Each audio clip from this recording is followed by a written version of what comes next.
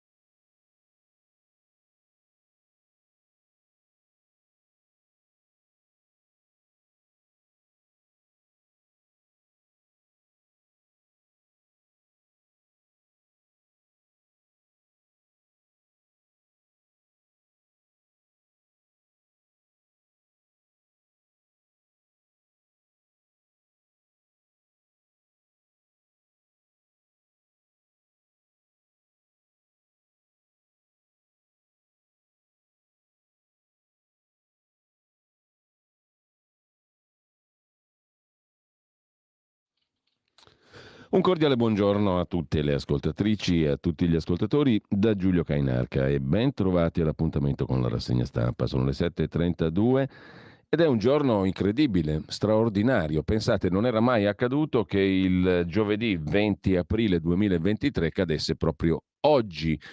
È anche il caso di fare gli auguri a un cavaliere al merito della Repubblica molto più importante, buon compleanno, del suo coetaneo, il cavalier Silvio. Per cui auguri di cuore, cavaliere al merito della Repubblica molto più importante del cavalier Silvio. Detto ciò e preso atto della eccezionalità assoluta di questo straordinario giorno che non è mai capitato nella storia dell'umanità, andiamo a vedere come al solito le notizie del giorno.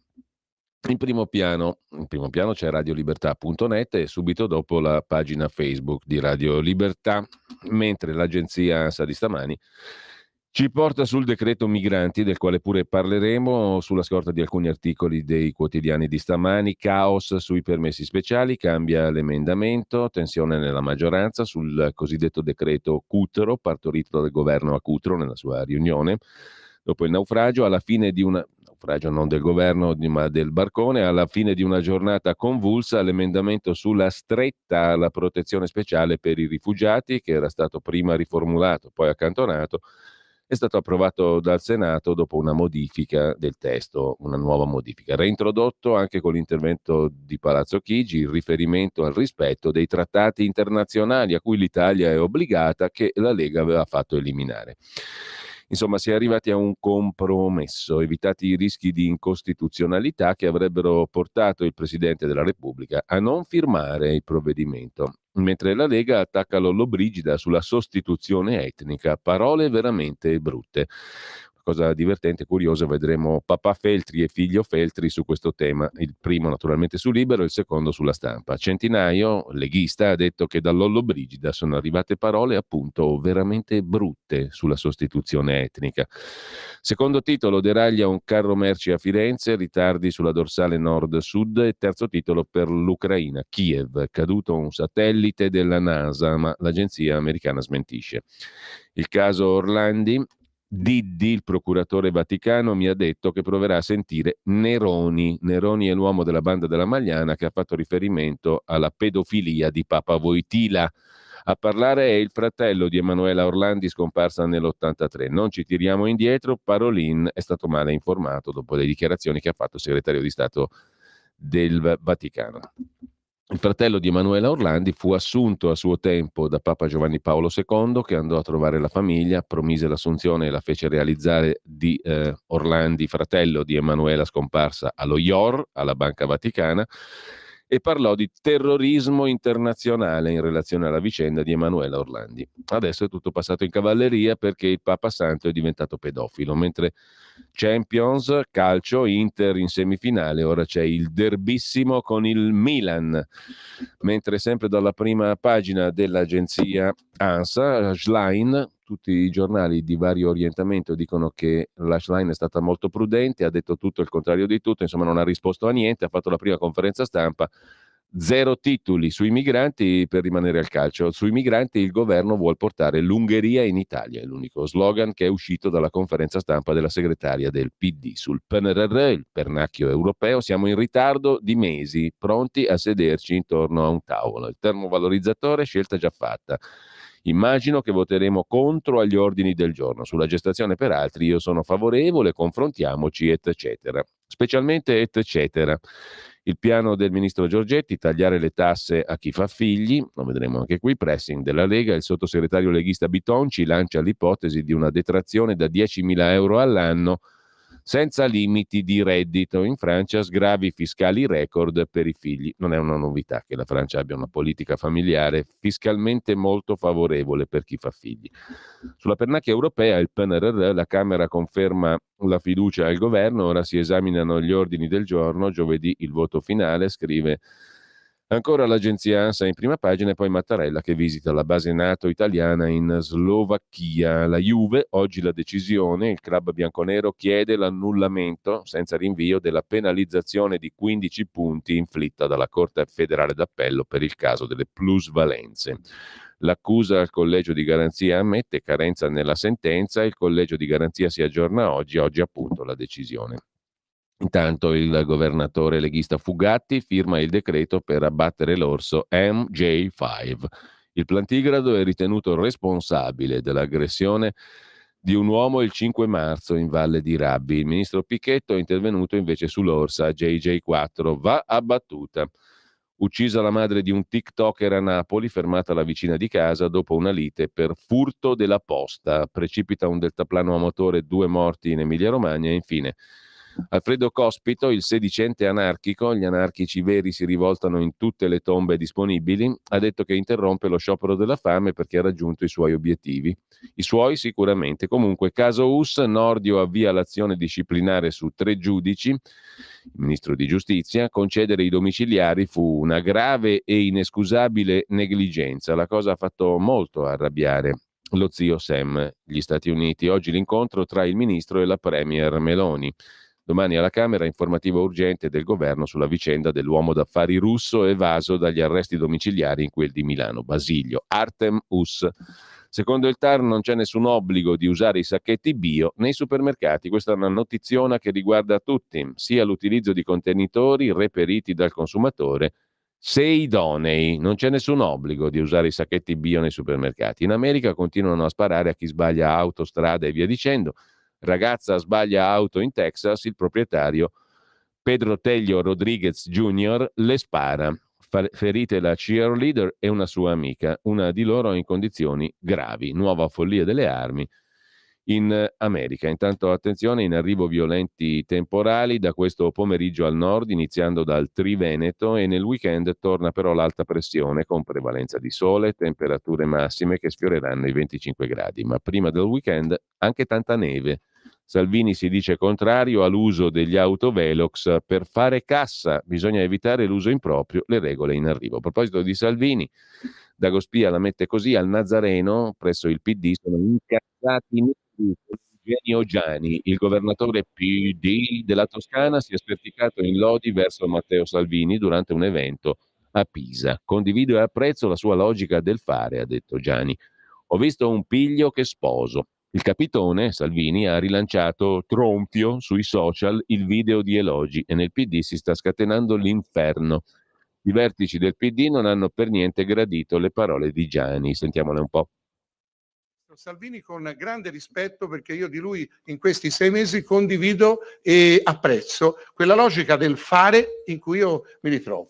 Sulla realtà lucchese con l'indicazione forte che ha dato per gli assi stradali, sulla E78 che è il collegamento fra Siena e Grosseto, dove insieme stasera saremo a inaugurare l'8-9, sarà importantissimo. Ho visto un piglio che io sposo, mi piace, quindi su questo davvero sono convinto che con interventi mirati possiamo dare in tempi sufficientemente brevi delle risposte. Insomma, uno che dice una roba normale, grande rispetto per il ministro Salvini, condivido e apprezzo la sua logica del fare, è guardato con sospetto dal suo partito, il Partito Democratico, perché ha parlato bene di Salvini, il governatore della Toscana. A proposito di Salvini, ci arriviamo dopo a un'altra questione, c'è il contrario, l'esatto contrario di uno del PD che parla bene di Salvini e della Lega.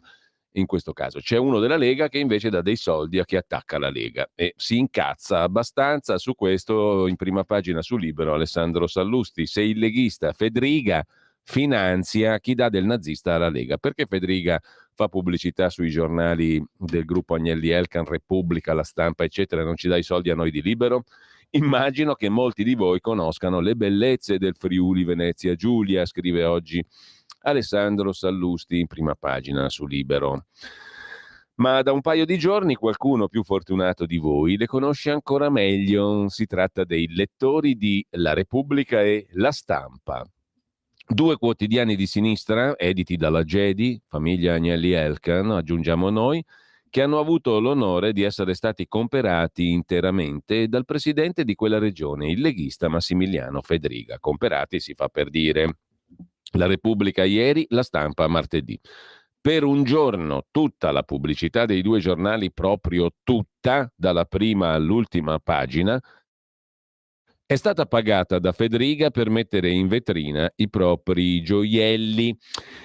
Parliamo di centinaia di migliaia di euro che il governatore leghista, immaginiamo a trattativa privata e senza basi scientifiche, ha gentilmente riversato nelle casse dei due giornali che più di altri si impegnano quotidianamente a far passare le regioni governate dalla destra, il partito di Fedriga e il suo capo Matteo Salvini, per dei pericolosi razzisti, dei buzzurri indegni di governare i nostri territori e tantomeno il paese intero. In altre parole, scrive il direttore di Libero, molto incazzato, qualcuno potrebbe sospettare perché Fedriga non ha dato i soldi a Libero, li ha dati a Repubblica e alla Stampa, però si potrebbe anche argomentare che Fedriga lo ha fatto callidissimamente per far conoscere agli elettori di sinistra le bellezze di una regione governata dalla destra, cioè la sua, Friuli Venezia Giulia. È astuta la mossa di Fedriga, pubblicizzare la regione di destra presso i lettori di quotidiani di sinistra. Tutto si può pensare, in ogni caso la pensa così Sallusti. In altre parole, la Lega di Fedriga finanzia la stampa di sinistra, la pensa Sallusti. Meglio sarebbe dire la Lega di Fedriga foraggia solo la stampa di sinistra, perché a noi, come credo ai giornali di centrodestra, che Fedriga e il suo Friuli lo sostengono da quando ha messo piede in politica e la Lega da quando è nata, nessuno ha chiesto nulla, neppure un preventivo tanto per fare scena. Capito? I giornali, io ti sostengo, ti adulo, ti lodo, scrivo bene di te, tu mi devi dare il quattrino. Si chiama libera opinione, libera stampa. E bravo Fedriga, lei dei soldi dei friulani può fare ovviamente ciò che meglio crede, conclude Sallusti un po' arrabbiato. Anche finanziare con centinaia di migliaia di euro chi usa quei soldi per fare campagna elettorale alla sinistra, nella speranza che lei vada a casa il più presto possibile. Chi sostiene idee opposte alle sue, chi ha chiesto e ottenuto dalla Boldrini, presidente della Camera, di sospenderla per 15 giorni dal Parlamento, se lo ricorda Fedriga, per le sue battaglie identitarie. Insomma, scrive Alessandro Sallusti, lei se ne intende di comunicazione, ha pure preso una laurea in materia, c'ha la laurea, Fedriga, e quindi sa il fatto suo. Per esempio che una buona tattica è comperarlo il nemico anziché combatterlo. Tattica squallida, moraleggia il direttore di Libero, ma efficace. Soprattutto facile perché quelli di sinistra sono mediamente in vendita, sono delle puttane. Perché se è così, ce lo dica che noi a scrivere che lei è un grandissimo stronzo, cosa che non crediamo, abbiamo sempre sostenuto il contrario, ci mettiamo un attimo e vediamo se anche a noi arriverà un euro friulano per tenerci buoni. Insomma, argomenta Sallusti. Repubblica e La Stampa hanno sempre scritto che tu, caro Fedriga, sei un grandissimo stronzo e tu cosa fai? Gli dai un sacco di soldi in pubblicità? Guarda che se è così, dicelo, che a noi a scrivere che tu sei un grandissimo stronzo, scrive letteralmente Sallusti, ci mettiamo un attimo, vediamo se anche a noi poi ci arrivano i quattrini. Ma sa cosa le dico, Fedriga? Lasci perdere, non lo scriviamo gratis, non abbiamo bisogno di lei, ma la prossima volta che lei avrà bisogno di una marchetta, ostrega, qua Sallusti ci racconta uno sgoob, fa una rivelazione incredibile, cioè che Federica ha telefonato più volte a Libero per chiedere una marchetta. Questo sta dicendo Sallusti. La prossima volta che lei avrà bisogno di una marchetta o di una difesa d'ufficio dagli attacchi di Repubblica e Stampa, la prego, non alzi il telefono con noi come d'abitudine. E adesso comunque la pensiate, questo ci rivela tanto del giornalismo italiano, a destra, a sinistra, al centro, su Libero, sulla Stampa, su Repubblica.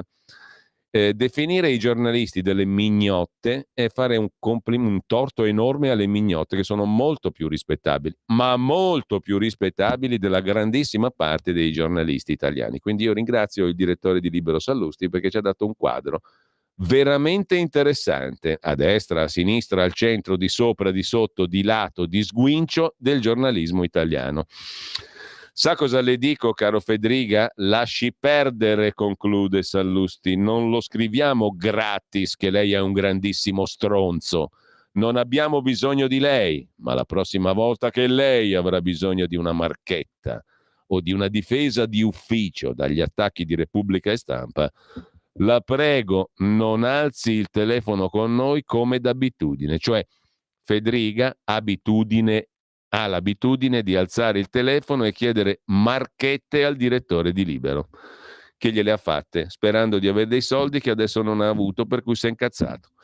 Viva la stampa! È la stampa bellezza, diceva Humphrey Bogart nel celeberrimo film. È la stampa italiana, aggiungiamo noi.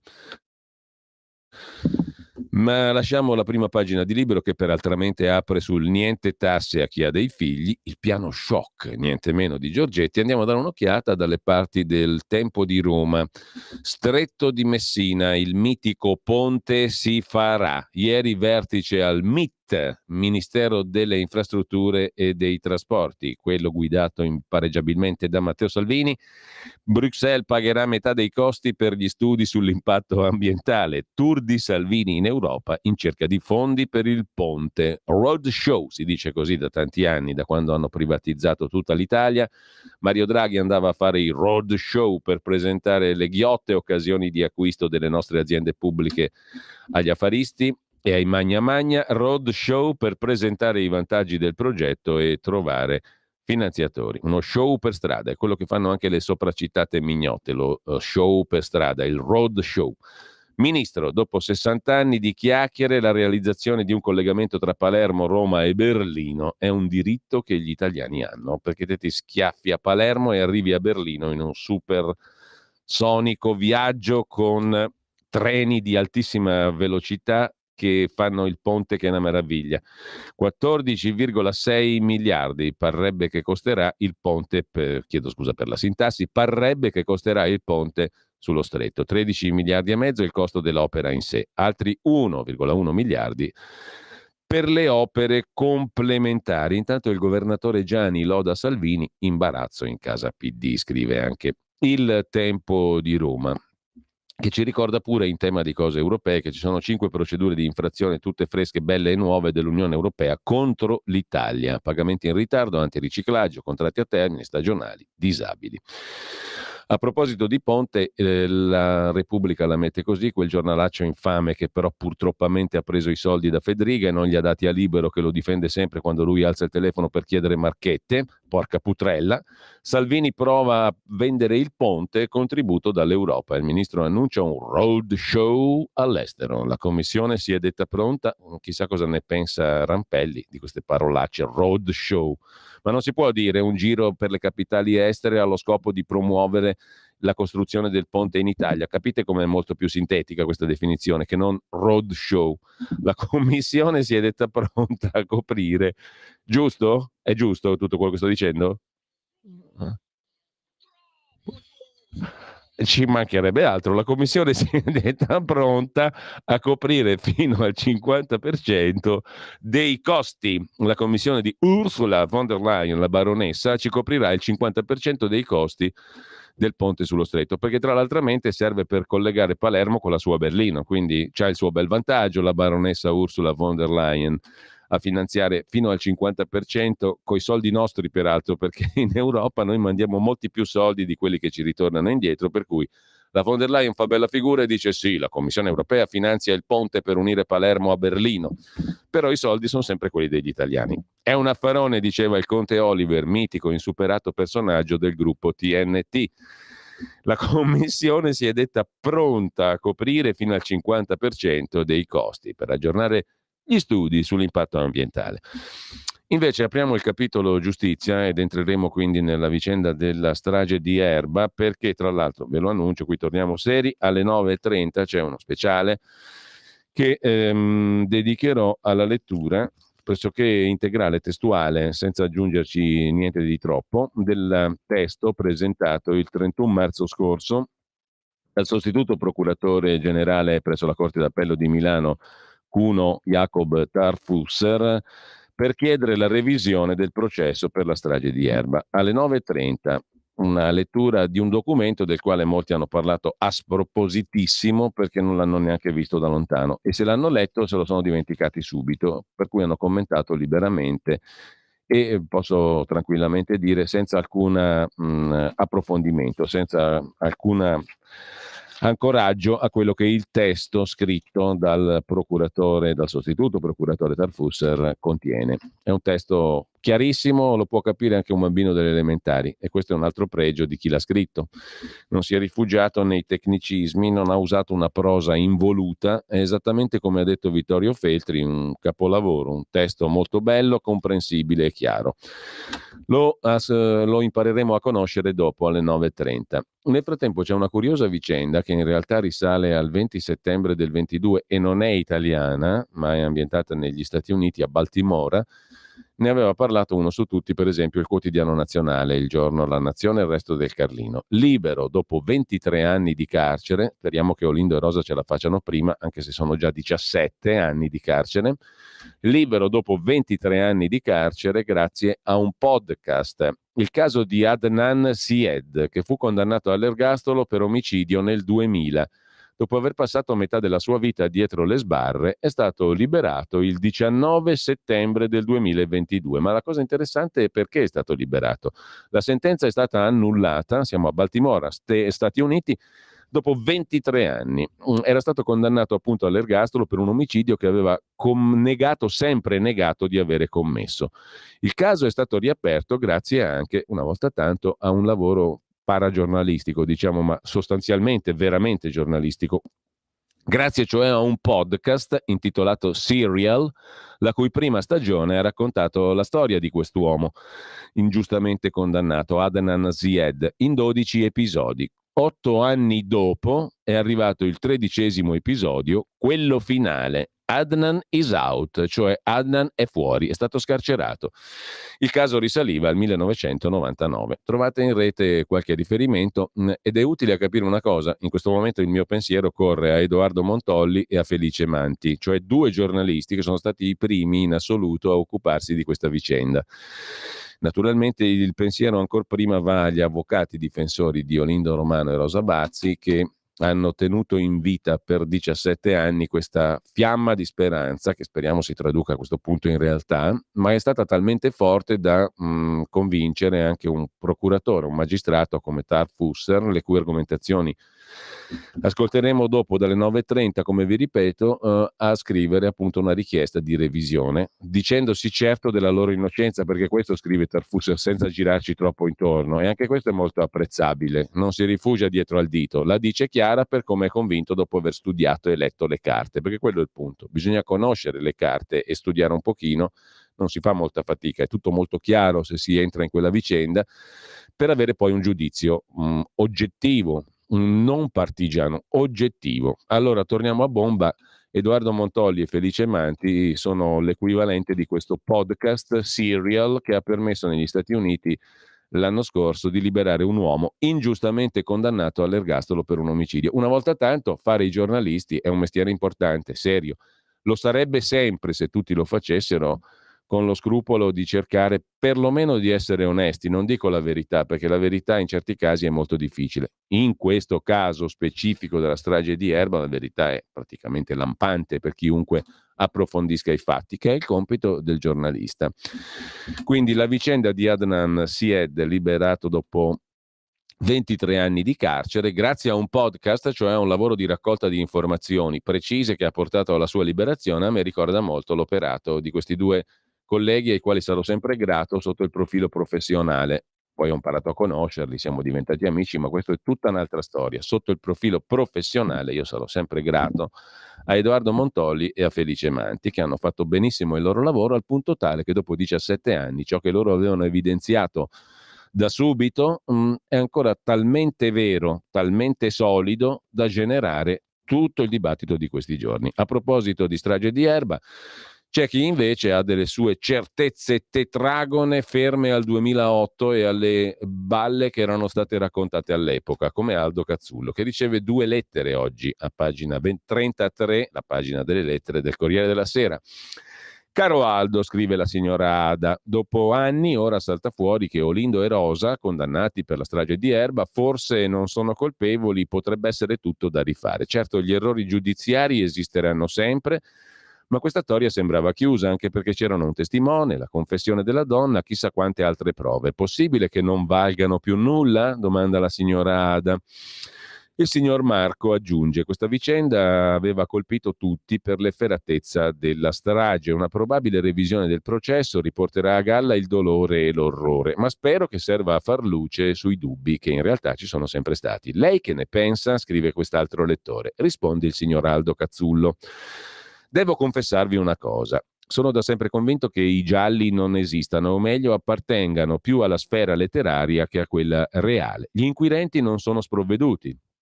Quando individuano un colpevole di rado sbagliano, poi certo non sempre riescono a ottenere una condanna. Allora attenzione, gli inquirenti non sono sprovveduti, ok, su questo siamo quasi d'accordo tutti, direi, anzi toglierei il quasi. Quando individuano un colpevole di rado sbagliano. E anche su questo forse potremmo essere d'accordo, perché in effetti io, per quello che vale la mia opinione, ma dopo aver letto, rimeditato, rivisto e aver aggiunto le scoperte che hanno portato, perché siamo in presenza di cose nuove, poi capiremo anche dalla base di quello che scrive, sulla base di quello che scrive il procuratore, il sostituto procuratore Tarfusser, cosa vuol dire prove nuove secondo la Cassazione. Non è una stupidaggine questa, è una cosa importante. Prove nuove sono anche tutte quelle cose che già conosciamo, ma che non sono mai state valutate in giudizio, cioè non sono oggetto della valutazione dei giudici né in primo né in secondo grado né in Cassazione. Sono prove nuove, oltre a cose nuove che sono effettivamente state scoperte dopo, per esempio grazie al lavoro dei giornalisti, Montolli, Manti, vi dicevo prima, e altri, Antonino Monteleone da ultimo con le Iene, insomma hanno scoperto tante altre cose che si sono aggiunte, quindi sono tecnicamente nuove, nuovissime, mai conosciute prima. Alcune invece erano già conosciute ma non valutate, altre erano conosciute ma non divulgate. Insomma, ci sono un sacco di cose nuove rispetto alle sentenze, tantissime.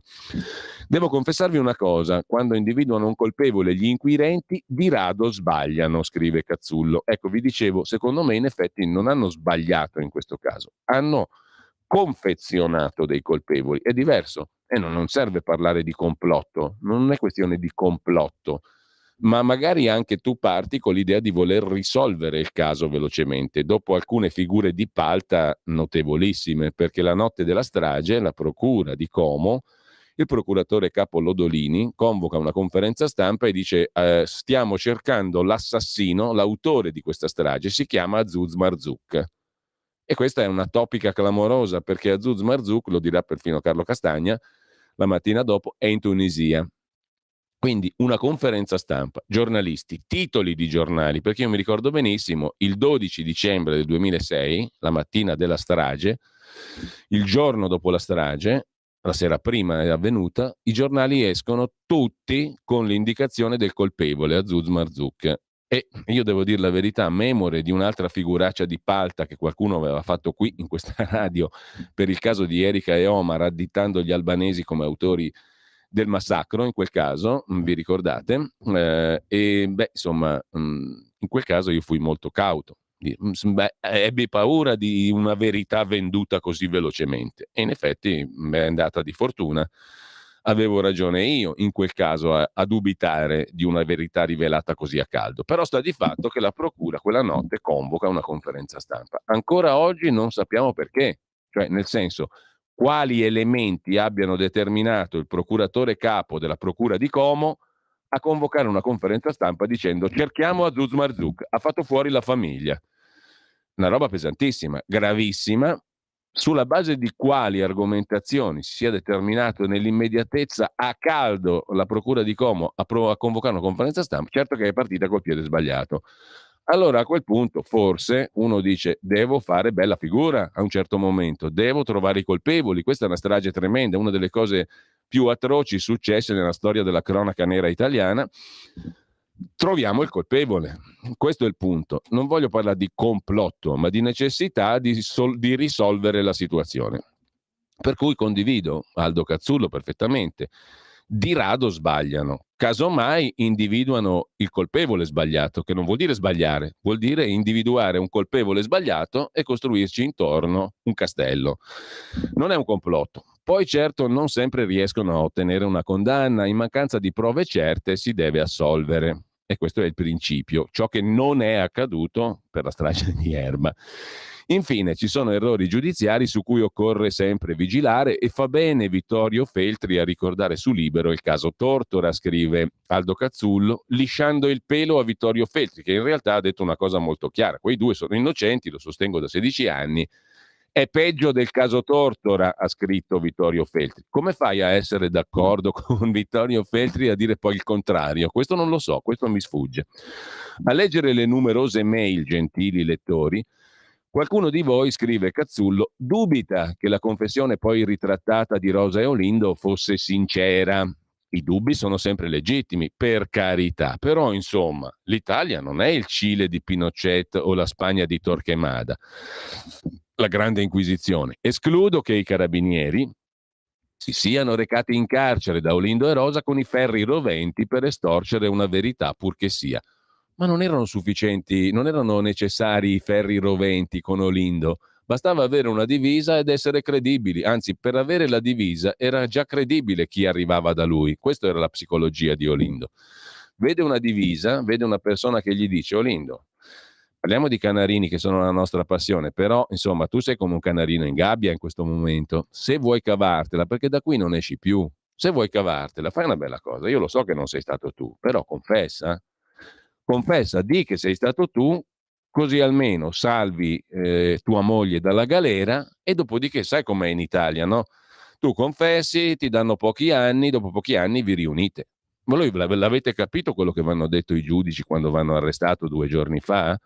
Vi hanno detto che voi da qui non uscite più, l'avete capito sto concetto, e non vi vedete più. Magari invece, e gli fanno perfino balenare nella testa l'idea della cella matrimoniale, ma siamo a questi livelli. Capite che una persona che pensa che possa andare in cella matrimoniale, ma tu gli puoi far credere di tutto. Gli puoi far credere che se confessa di essere stato l'autore della Shoah, se la cava, può ricavare uno sconto di pena. Tutto gli puoi far credere a una persona estremamente in buona fede, non uno stupido. Attenzione, io non sto dicendo Lindo è uno stupido, ma da quello che si ricava psicologicamente, ma l'hanno fatto in maniera molto più fine scienziati, esperti e psichiatri, non io che non sono niente, ma se tu guardi agli atti, senti gli interrogatori, come abbiamo fatto sentire qui in radio tanti anni fa, tu ti rendi subito conto che quella è una persona per bene, onesta, semplice, al limite della ingenuità totale.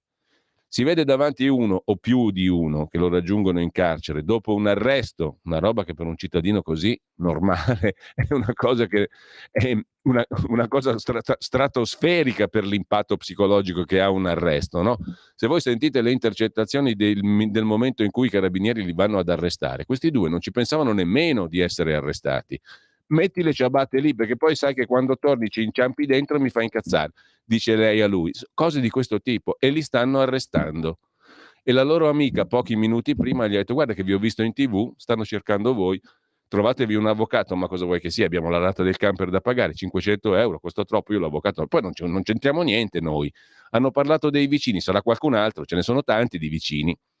Cioè nemmeno davanti al fatto che al TG5 c'erano già le loro foto prima dell'arresto, questi si sospettano. Sono talmente in buona fede che non gli passa neanche per la testa di essere loro i ricercati. Arrivano i carabinieri, li portano via, non gli passa mica per la testa di essere loro gli arrestati in quel momento. No, metti a posto le ciabatte che poi quando torniamo ci inciampi dentro e mi dai la colpa a me. Siamo a questi livelli, quindi tu puoi far credere qualsiasi cosa, specialmente se hai una divisa e vai da uno carcerato in quelle situazioni a dirgli che se parla salva sua moglie e poi magari lui c'ha lo sconto di pena, esce prima, vi ritrovate. Questo è. Quindi è inutile complicarsi la vita, questo è molto semplice da capire, basta leggersi le cose, ascoltarsi gli interrogatori e ripercorrere quei 2 giorni. 8 gennaio 2007 l'arresto, 10 gennaio 2007 le confessioni. Allora, dunque non si sono recati, certo non viviamo, scrive Cazzullo, nel Cile di Pinochet o nella Spagna di Torquemada. Escludo che i carabinieri si siano recati in carcere coi ferri roventi. Certo, escludilo, collega Cazzullo, però analizza, studia, documentati su quello che è accaduto, così poi certo capisci che non servivano i ferri roventi per Olindo, serviva di dirgli una cosa pratica, tant'è vero che lui dirà facciamo i pratici, tagliamo le gambe al toro, se questo è il male minore io confesso. E Rosa gli dirà prima delle confessioni ma tu sei matto, ma cosa confessi che non abbiamo fatto niente? E lui risponde ma certo lo so, però per tagliare le gambe al toro, per cavarci da questa rogna galattica, perché non usciamo più da qui, faccio così. Ci comincio a pensare e nascono lì la giornata delle confessioni, che non tornano, 14 ore ci vorranno per farle tornare. A lei fanno vedere a lui, sia a lui che a lei, le foto per ricostruire più o meno esattamente le cose, cioè nonostante 240 errori. A lei faranno ascoltare quello che dice lui, anzi a lui faranno ascoltare quello che dice lei e viceversa a lui faranno il resoconto di quello che ha detto lei, per cercare di mettere insieme le cose che all'inizio non stanno insieme. Se voi invece ascoltate quello che dicono i due l'8 gennaio e non si sono messi d'accordo prima perché sono stati arrestati in quella maniera là che vi dicevo, allora sì che li concordano le versioni. Quando si proclamano innocenti, immediatamente dopo l'arresto, e vengono interrogati dai pubblici ministeri, nonostante 4-5 pubblici ministeri, il luogotenente Gallorini lì presente, tutti quanti, e loro senza avvocato, perché c'è, tecnicamente, fisicamente c'è, ma a fare il suo mestiere, l'avvocato difensore, non c'è, non esiste, non apre bocca, non dice una parola. Bene, quell'8 gennaio, nonostante tutto questo, loro si proclamano innocenti. E lì sì le versioni coincidono, dove siete andati, cosa avete fatto, siamo stati al McDonald's quella sera, poi siamo tornati, cioè, lì coincide tutto. Quando si tratta di raccontare la strage non coincide più nulla, ci vogliono 14 ore per mettere insieme le differenti versioni, perché quei due lì non sanno niente di quello che è stata la strage e sa qualcosa Olindo perché l'ha letto sul provvedimento che si è visto sventolare e recapitare in mano di arresto. Dopodiché fagli vedere le foto, fagli sentire all'uno quello che dice l'altra e alla fine rappattumiamo una confessione. Ma la rappattumiamo proprio in senso tecnico, perché nonostante tutto questo lavorio di 14 ore, la confessione è piena di buchi, di cose che non sanno, non ricordano, non so, tutto non ricordo, non lo so, e su cose essenziali. Questa è la genesi della cosa. È molto semplice, non è complicato da capire, è molto semplice, soprattutto una volta riconosciute le psicologie di queste due persone. Persone per bene, sia ben chiaro, persone normali, con tutti i loro limiti, per carità, i loro dati caratteriali, ma persone normali, non sto dicendo due stupidi, sto dicendo due persone che ragionano in maniera elementare e certe volte ragionare in maniera elementare ti salva la vita e certe altre te la rovina, te la rovina completamente. Dice Rosa è semi-analfabeta, scrive Cazzullo. Ma anche i nostri antenati erano semi-analfabeti, ma non andavano confessando di aver commesso stragi di cui erano innocenti. Allora, io sfiderei Cazzullo a essere arrestato senza avere un avvocato difensore ed essere sbattuto in una cella in isolamento. Vediamo dopo qualche giorno se il Cazzullo mi ragiona così. E gli dicono tu non esci più. A Cazzù, te la scordi il Corriere della Sera? La vice direzione del Corriere te la dimentichi. Tu sei fottuto, da qua non esci più. A meno che non ammetti magari di aver ricevuto una tangentina che diciamo, che facciamo, tu non esci più. Allora ci sono fior di confessioni fatte da persone che avevano terrore di rimanere in carcere, paura di rimanere in carcere. Lì aggiungi di più la paura di essere divisi per una coppia molto unita, non il quadrupede. Pensate, un pubblico ministero in un'aula di tribunale dice questi non sono due persone, sono un quadrupede. bello, è una bellissima immagine rispettosa dell'indagato, eccetera, eccetera, di tanti bei principi, oltre che dell'umanità elementare. Il quadrupede. Questo quadrupede in realtà erano due persone che si volevano bene. Chiamiamolo, perfino Vespa lo ha scritto nel suo libro, è andato a intervistarli nel libro sull'amore, perché ha capito che questi due si amano, ma si amano in una maniera molto semplice, molto se vogliamo appunto elementare. Non siamo più abituati a queste robe qua, devono essere complicati gli amori, devono essere tortuosi, magari tra persone dello stesso sesso, senza sesso, con un sesso autodichiarato, tutto quello che volete, ma una normalità di un rapporto tra due persone semplici ed elementari per noi diventa quasi inconcepibile. Che io voglia difendere mia moglie e che mia moglie voglia difendere me, anche raccontando balle, assumendomi la gigantesca colpa di una strage, non è concepibile per le persone alle quali vendi le falsità, alle quali vendi le storie. Non è concepibile. Anche i nostri antenati erano semi-analfabeti, ma non confessavano. Certo, la storia giudiziaria è piena di confessioni false, ammette Cazzullo, ma davvero si può confessare di aver ammazzato 4 persone, tra cui un bambino, senza averlo fatto? A questa domanda il vice direttore del Corriere potrebbe rispondere serenamente se si fosse studiato un pochino gli atti. Ma non neanche tanto, perché lo capisci subito, lo senti dal tono della voce. Noi abbiamo mandato in onda, per fortuna, qui negli anni in radio, appunto anche le loro confessioni, e voi lo capite subito dal tono della voce, dal modo in cui rispondono a determinate domande chi sono questi due. Tant'è vero che io mi sono sempre chiesto, ma come hanno fatto 4/5 pubblici ministeri, luogotenente Gallorini, persone di grande esperienza che hanno avuto a che fare anche con fior di criminali, a pensare che questi due lo fossero dei criminali? Per me è psicologicamente impensabile che uno possa, soprattutto quando poi li interroghi, li incalzi, sei lì 5 contro 1, l'avvocato difensore è lì ma non c'è, e tu non ti rendi conto che quei due lì non sanno da che parte girarsi, che oltretutto cioè lo sanno che sono spacciati, perché tu glielo dici 150 volte, non uscite più, siete finiti, siete spacciati, e quelli cosa fanno? Cercano di salvarsi, come qualunque animale messo all'angolo, cerca di salvarsi, e lo fanno anche con un candore, con un'eleganza, con una pulizia mentale che è sconosciuta ai loro interroganti. Le persone che li interrogano non sono puliti come quei due lì. E tu lo senti, lo capisci ascoltando le parole. È giusto che la discussione pubblica avvenga su qualsiasi argomento, scrive Cazzullo. Le sentenze non si commentano, è una frase ipocrita. Certo che si commentano. È evidente che, in caso di condanna, l'innocentista avrà più audience, più attenzione. In questo caso è avvenuto esattamente il contrario. Cazzullo, non ci venire a dire cose non vere, per favore, abbi rispetto un po' di chi ti sta leggendo. È avvenuto l'esatto contrario in questo caso, ma chi la pensa diversamente non è un colpevolista, è un cittadino consapevole che la giustizia viene amministrata anche nel suo nome. Bene, Cazzullo sul Corriere della Sera. Sul Fatto Quotidiano, pagina 17, Pino Corrias si occupa oggi della questione sotto il titolo Bugie di inchiostro e verità di sangue. La revisione, messa tra virgolette, per Olindo e Rosa. Pino Corrias fece un libro, Vicini da morire, basandosi su documenti che nessuno aveva e che erano oggetti, che erano documenti, o meglio, erano contenuti che derivavano da una perizia, una serie di perizie, compresi i famosi video, che sono stati venduti come le confessioni, ma che erano colloqui psichiatrici fra Olindo Rosa e il loro psichiatra, il dottor Massimo Picozzi. Chi li aveva disposti? L'avvocato difensore. Per fare che cosa? Per cercare di buttarli per matti, cioè per avere una perizia psichiatrica che li facesse passare per incapaci, infermi di mente. La cosa non è mai stata messa in pista.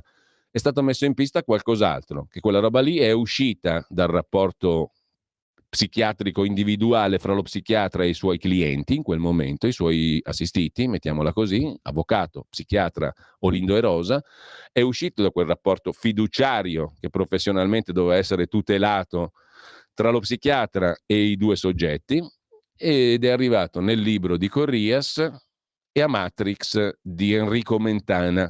Come ci sia arrivato, in che modo, se si sia trattato di una roba alla Sallusti, vedi l'articolo di cui sopra, tu mi chiedi qualcosa e io ti do qualcos'altro in cambio, è tutto da verificare, ma insomma va verificato a questo punto, perché da lì in poi questa cosa è stata determinante per vendere l'immagine del quadrupede, dei mostri di erba, eccetera, eccetera, perché quelle cose in cui lo psichiatra dice mettete in scena che poi ci serve per buttarvi per matti, vengono vendute.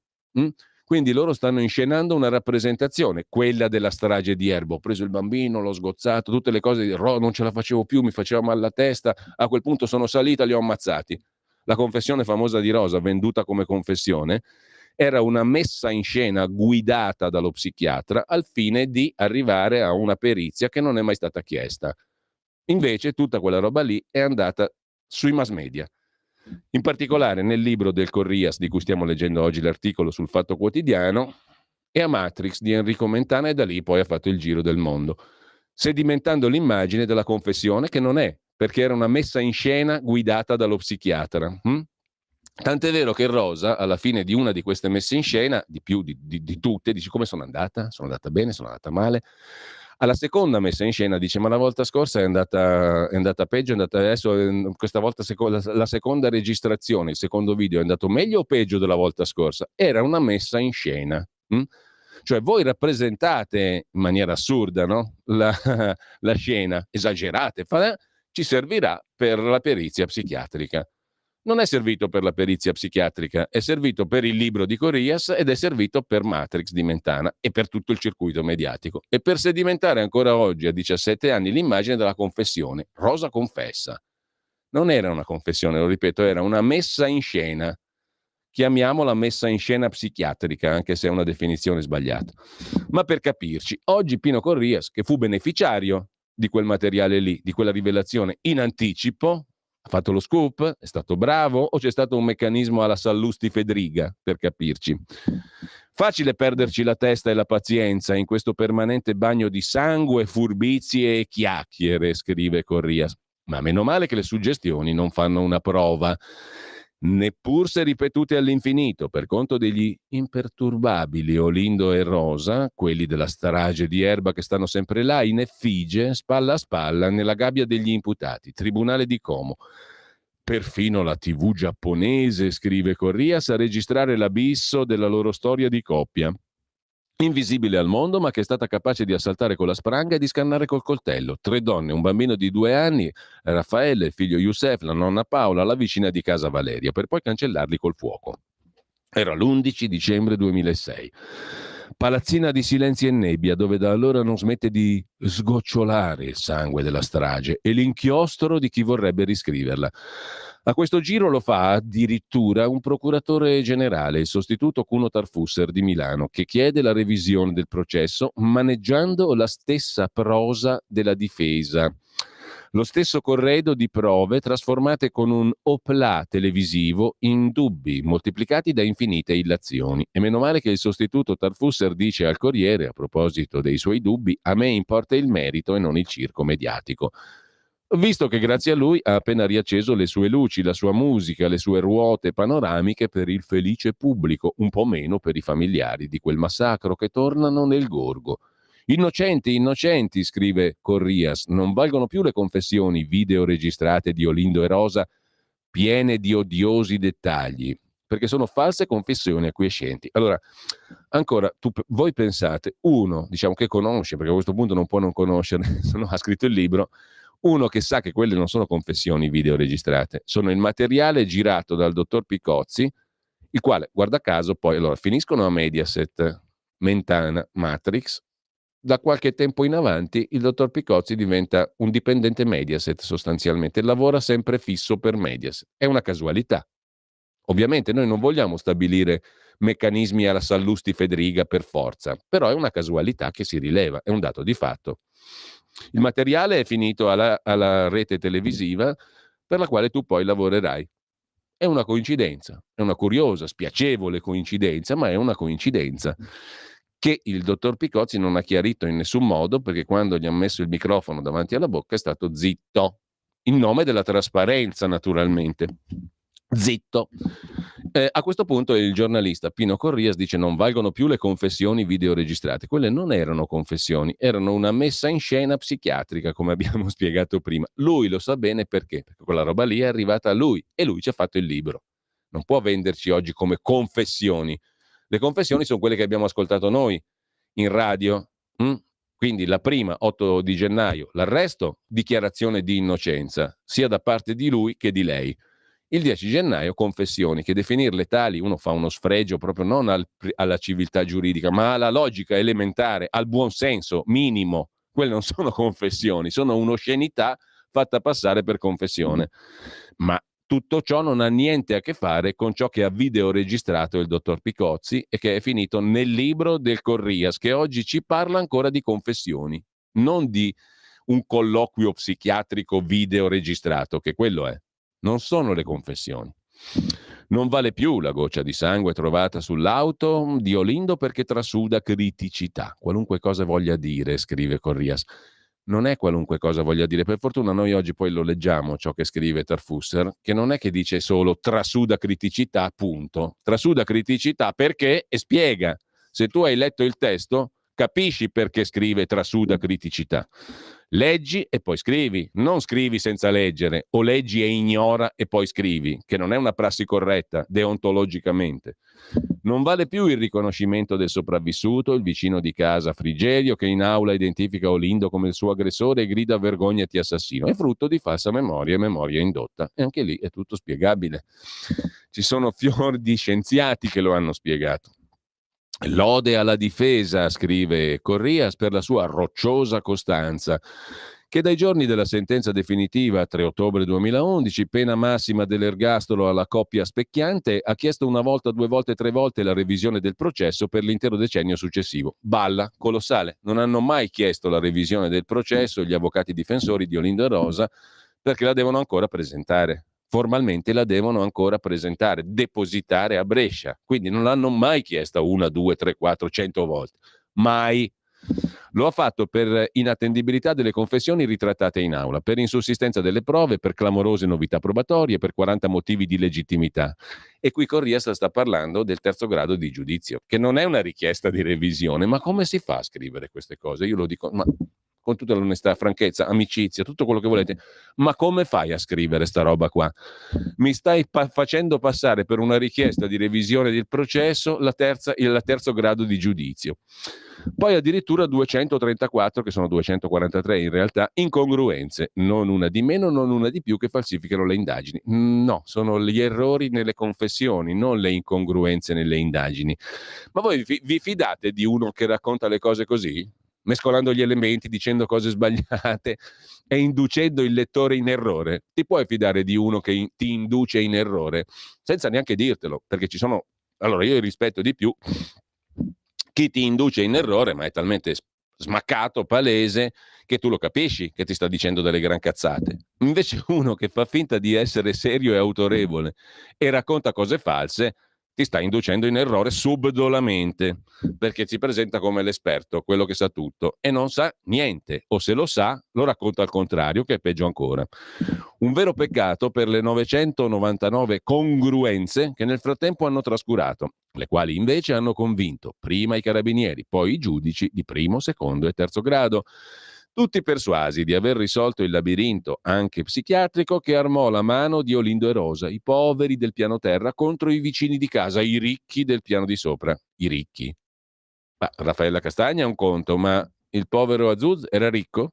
Spinti da un odio, era oltretutto straniero, tunisino, islamico. Pensa a te, spinti da un odio a lungo, infatti subito identificato come l'autore della strage. Da chi? Non da qualche strano soggetto, ma dalla procura di Como, sbagliando ovviamente.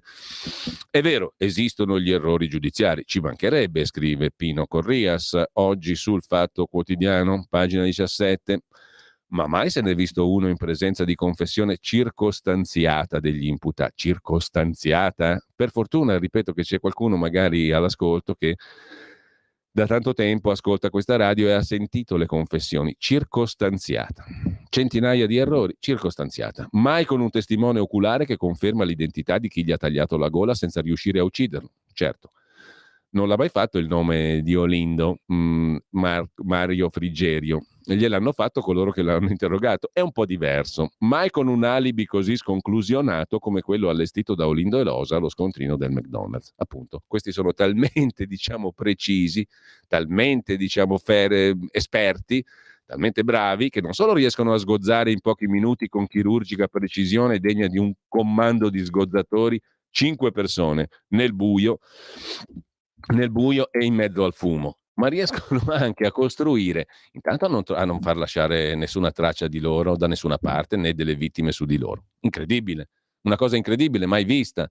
Il professor Torre, che abbiamo sentito nell'intervista l'altro giorno, il massimo medico legale esistente in Italia fino alla sua morte, ha detto una cosa che non si è mai vista nella storia, no? Ma chiunque lo dice, anche Feltri lo fa rilevare nel suo articolo dell'altro giorno. Non solo sono bravissimi a nascondere tutte le tracce, ma sono anche talmente lucidi, talmente precisi da affidarsi a uno scontrino del McDonald's che non vale un cacchio, perché l'orario, c'era scritto lì, non li salva dal sospetto. Sono bravissimi questi qua.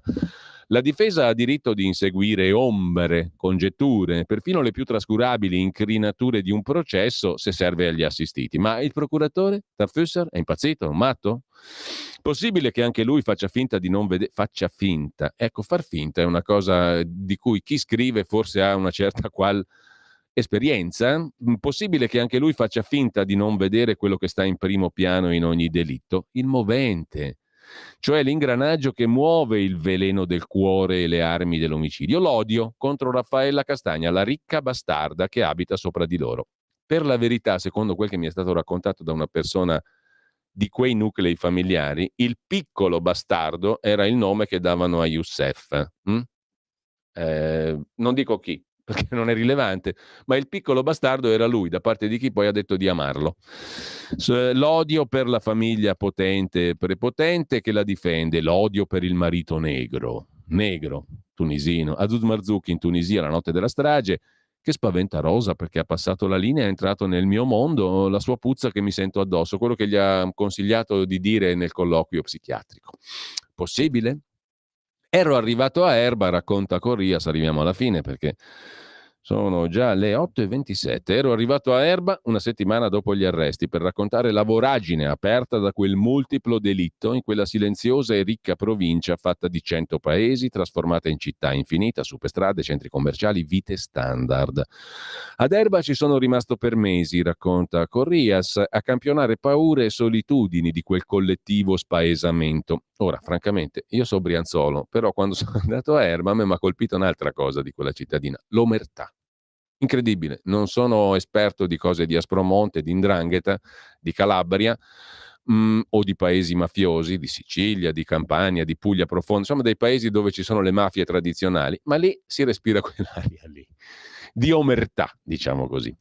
Su questo tema, naturalmente. Raccontare i fondali emersi, so che questo mi attirerà delle antipatie, ma non mi importa, è la verità, è l'impressione vera che ho avuto su questo argomento, lì ad Erba dove è stato per mesi anche Corrias, a campionare paure, come scrive lui, e solitudini.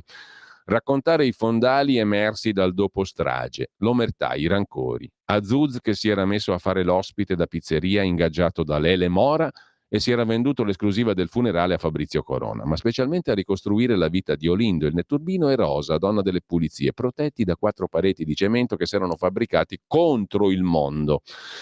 No, contro, nel mondo, semplicemente, e che il mondo del piano di sopra aveva violato. Confessò Olindo, la Raffaella è arrivata 3 mesi dopo di noi, prima con un'amica, poi con una decina di extracomunitari negri.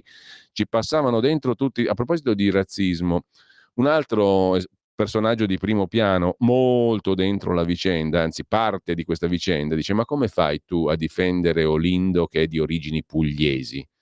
E io questa cosa me la sono sentita dire, anche qui non dirò da chi, però insomma, persona lesa in questa vicenda, ma come fai a difendere Olindo che è di origini pugliesi, romano, cognome, ti dice niente, è di origini pugliesi quello lì. Io mi sono sentito dire una cosa di questo genere, capito? In ogni caso, le parole di Olindo ci passavano dentro i tossici, io un sacco di volte chiamavo i carabinieri, non succedeva mai niente, abbiamo capito che avevamo 2 alternative, o andarcene o farli fuori. Sempre parte del colloquio psichiatrico predisposto di cui sopra.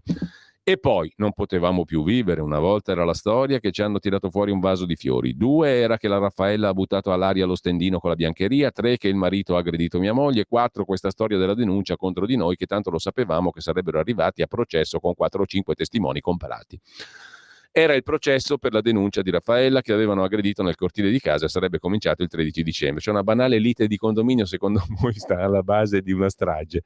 Per questo decidono di agire prima, basta staccare la luce e salire 2 rampe di scale. Ci avevamo provato 2 volte, quella sera andò bene. Certo sono lucidi, chiari questi qui. Ci hanno provato 2 volte, quella sera lì va bene.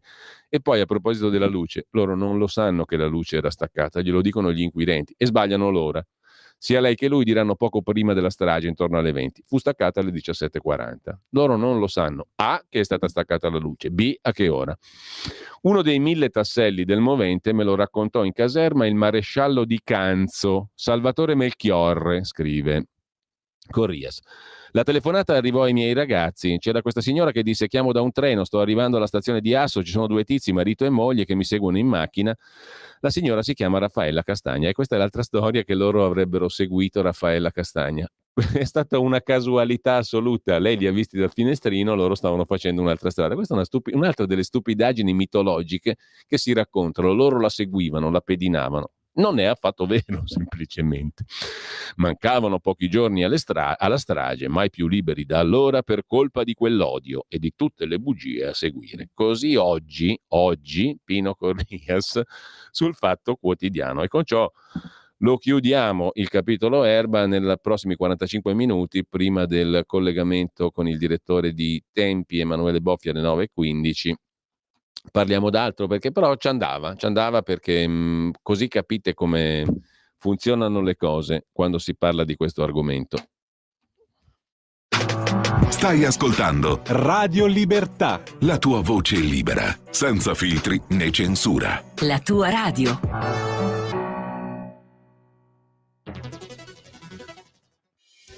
Quotidiano di Sicilia, il quotidiano d'Italia, l'informazione che ribalta i luoghi comuni, una vera visione dei fatti, l'Italia vista da sud. Ogni siciliano che vive in Italia e nel mondo è una risorsa, è protagonista della crescita della nostra nazione. Dai forza alla crescita della nostra isola, abbonandoti al QDS digitale più archivio a soli 99 euro annui. Quotidiano di Sicilia, il quotidiano d'Italia. Una scelta di valore.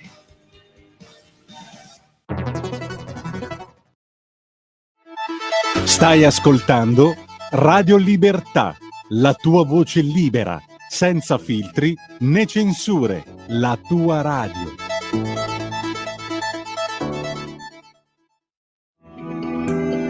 Il meteo.it presenta le previsioni del giorno. Una goccia fredda dal cuore dell'Europa lambisce l'Italia, provocando in giornata condizioni di forte instabilità, temperature in calo e neve sulle Alpi. In mattinata a rischio di rovescio fenomeni temporaleschi saranno soprattutto il nord, la Toscana e i settori adriatici centro-meridionali, andrà meglio altrove. Nel pomeriggio avremo un ulteriore peggioramento, soprattutto al centro-nord, con piogge temporali e neve oltre i 1300 metri. Per ora è tutto da ilmeteo.it, dove il fa la differenza anche nella nostra app. Una buona giornata da Lorenzo Tedici.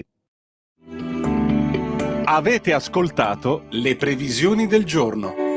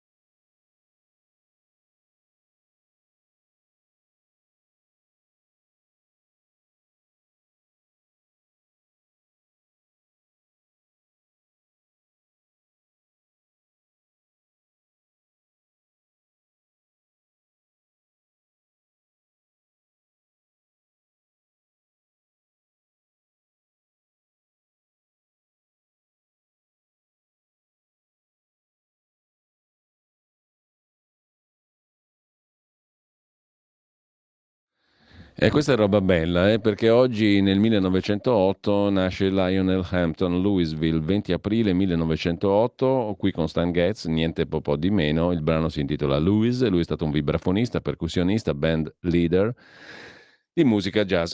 Conosciutissimo dagli appassionati, straordinario, uno dei grandi della musica jazz e non solo. Lionel Hampton, Stan Getz, fa dispiacere di doverli interrompere, ma urge tornare alle notizie del giorno. Allora vi segnalo su Tempi, poi parleremo col direttore alle 9:15. Nascere è cominciare. Ministra della famiglia Roccella, bisogna favorire la libertà di fare figli. È uno dei temi di questi giorni. La ministra al convegno organizzato proprio dal mensile Tempi sulle politiche del welfare per uscire dall'inverno demografico. C'è un video sul sito di tempi.it e qualche spunto degli interventi. Sulla questione il Corriere della Sera intervista il sottosegretario al Ministero delle Imprese e Made in Italy, il deputato leghista Massimo Bitonci, che si occupa della proposta Giorgetti. Quella del ministro Giorgetti è un'operazione verità che indica il percorso per affrontare il tema del calo delle nascite. Taglio alle tasse per chi fa figli è il piano di Giorgetti. Aggiunge Bitonci, detrazioni fino a 10.000 euro. Calo record di nascite, osserva Bitonci, il welfare non basta. Con il riordino della spesa troveremo le coperture, aiuti subito alle famiglie. L'assegno unico dovrebbe essere comunque confermato perché dà buoni risultati, scrive il Corriere della Sera riassumendo le considerazioni del sottosegretario leghista Bitonci. Sulla questione delle tasse a chi fa figli, stop tasse a chi fa figli, Bitonci parla anche con il sussidiario.net, un'altra bella intervista chiara. Ecco come troveremo le coperture. Il ministro Giorgetti ha proposto un taglio delle tasse senza precedenti per chi fa figli e il sottosegretario Bitonci spiega l'idea del governo, che è un'idea semplice in nuce, cioè tagliare le tasse per chi fa figli. Se tu dici che vuoi favorire la famiglia e la crescita demografica, questo è uno strumento comprensibile a tutti, poi può essere d'accordo, non essere d'accordo è un altro discorso, ma tagliare le tasse per favorire chi fa figli è una cosa comprensibile. Sulla questione demografica c'è un'intervista all'ex arcivescovo di Genova e presidente della Conferenza Episcopale Italiana, Angelo Bagnasco, sulla Verità, a pagina 4 di Davide Perego. Un'elite con interessi giganteschi, dice Bagnasco, un po' complottisticamente, non vuole che si facciano più figli. Servono politiche demografiche vere, ma c'è chi predica che siamo troppi e che la terra si sta esaurendo. Papa Benedetto XVI spaventò chi voleva un mondo senza Gesù, dice alla Verità l'arcivescovo Bagnasco. Mentre su un altro tema, a proposito di Vaticano, il Pontificio Istituto Missioni Estere ha una testata molto bella, diretta da un sacerdote, ma soprattutto un vero giornalista, padre Bernardo Cervellera, asianews.it, che oggi si occupa di un particolare tipo di tratta di esseri umani.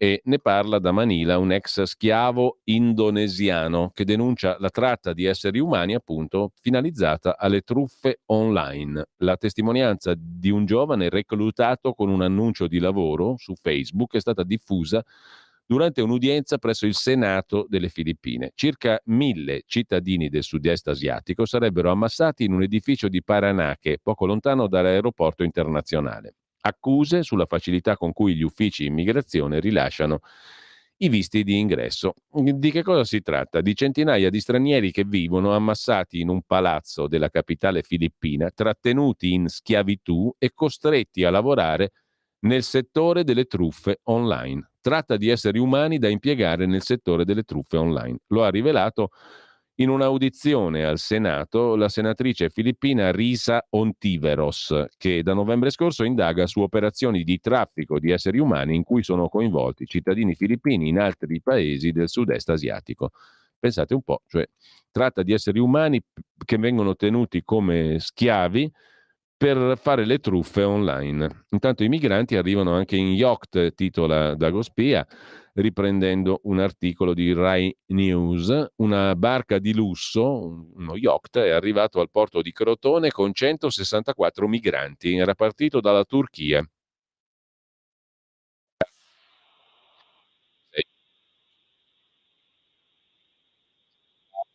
Questo tipo di imbarcazione di lusso. Secondo quanto riportato dall'ANSA, il fatto che abbiano viaggiato su uno yacht si potrebbe ricollegare alle parole pronunciate da uno dei sopravvissuti del naufragio di Cutro.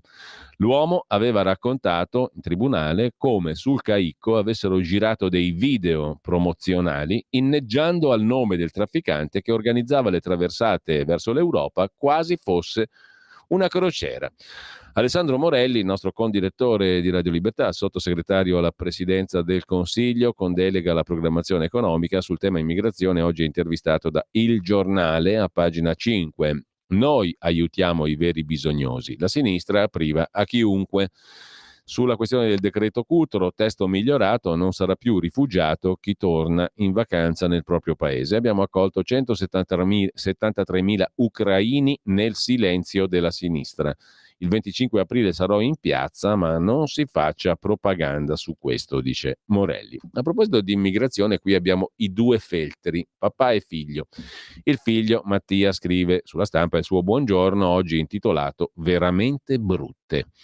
Possiamo essere soddisfatti. Giorgia Meloni no, ma dalla dottrina della sostituzione etnica del ministro Lollobrigida e per bocca di due colonnelli come Riccardo Molinari e Gianmarco Centinaio, la Lega, guidata da Matteo Salvini, uno per il quale le politiche di sostituzione etnica studiate da Bruxelles e applicate dal PD, parole sue, continuano a dare i loro sporchi frutti, per il quale è in corso un'operazione di sostituzione etnica, disse Salvini, coordinata dall'Europa.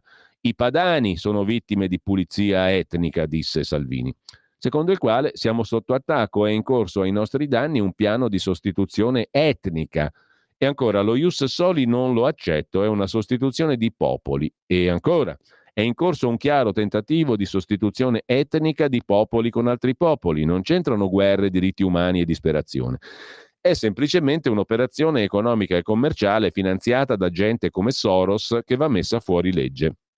Salvini, per il quale il governo Gentiloni attua una sostituzione etnica, per il quale, prosegue Mattia Feltri, citando Salvini, c'è una sinistra che ha pianificato una sostituzione di popoli. Salvini, per il quale il PD vuole un'occupazione militare, una sostituzione etnica, per il quale c'è un tentativo di sostituzione etnica, di pulizia etnica degli italiani. Noi come Lega resisteremo fino alla fine.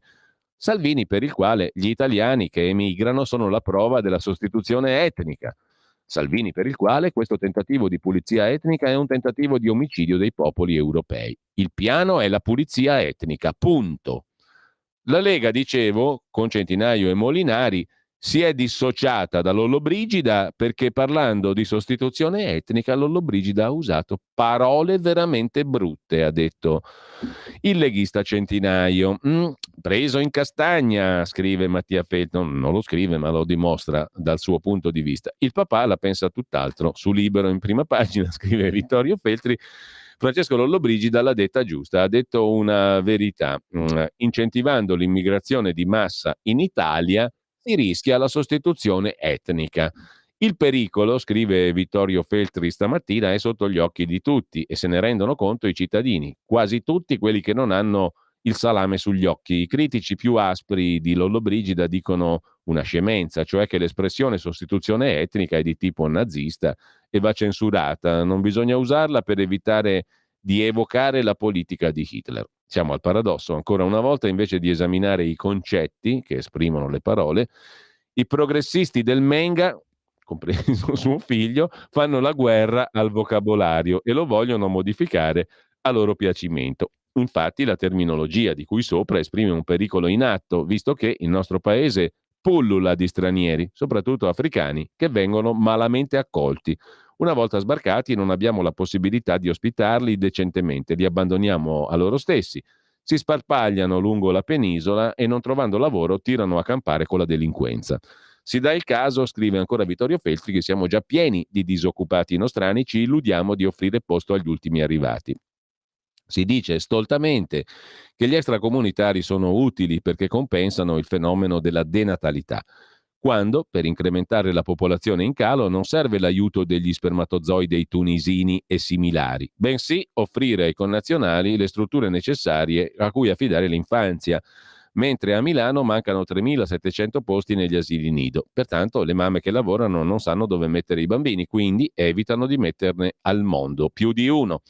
Non solo, le case che si possono permettere le coppie giovani nelle città sono piccole, dato che quelle grandi hanno prezzi inaccessibili. Di conseguenza gli sposi si concedono al massimo un bilocale, per quanto caro, dove più di un bimbo non ci sta. Le donne che hanno un'occupazione, prosegue Vittorio Feltri, già si sbattono per sopravvivere con un unico erede e non si può pretendere, stando le cose che abbiamo descritto così, che mettano in piedi una famigliona come la mia.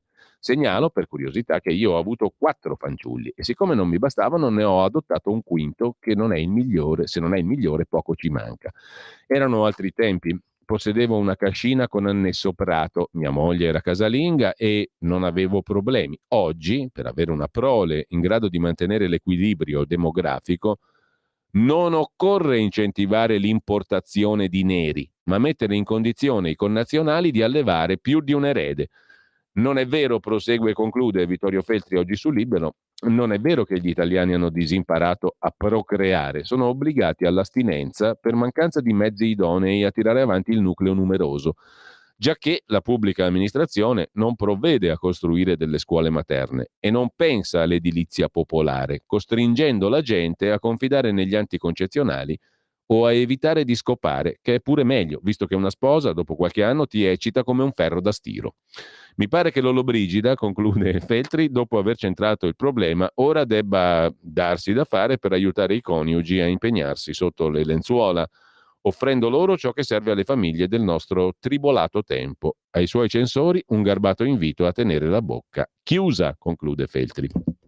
A proposito di immigrazione, poi vi segnalo su Repubblica, pagina 7, il reportage a bordo di una motovedetta tunisina con la guardia costiera, scrive Leonardo Martinelli, al largo della Tunisia. Salviamo molte vite, dicono i tunisini, ma l'Italia non ci aiuta. Una notte a bordo di una motovedetta della marina tunisina che intercetta 3 barchini e riporta a Sfax più di 200 persone.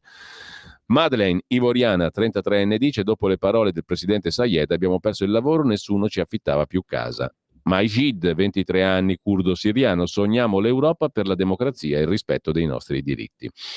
Su Libero, Mirko Molteni intervista l'ammiraglio di divisione in riserva, il militare Nicola De Felice, ufficiale che ha ricoperto numerosi incarichi a livello di Stato Maggiore e Alleanza Atlantica. Sui barconi portano la droga, dice l'alto ufficiale. Ora la cocaina prodotta in Africa arriva insieme ai clandestini.